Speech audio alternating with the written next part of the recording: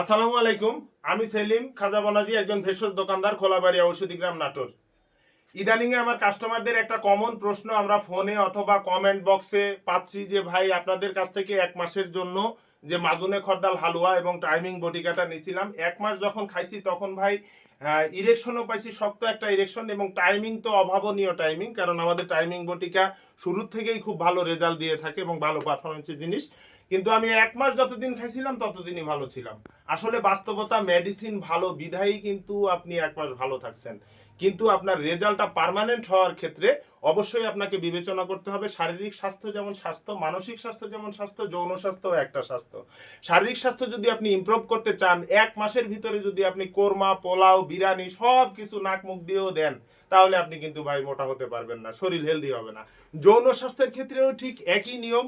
আপনার শরীরে আপনি নিজেই অনুমান করে দেখেন যে আপনার এই ক্ষতিটা কিন্তু 10 দিন, 15 দিন, 1 মাস, 3 মাসে হয় নাই। আপনার এই ক্ষতিটা অবশ্যই একটা সময় নিয়ে হয়েছে, এবং এই ক্ষতিটা পুষায় নিতে হলে ন্যূনতম আপনাকে 3 মাস এই সাপ্লিমেন্টগুলো কিছু খাবারের সাথে ধরে নিতে হবে। আপনার শরীরে যখন একটা শক্তি তৈরির জায়গা হবে, তখন কিন্তু আপনি ছেড়ে দিলে এটা চলতে পারবেন।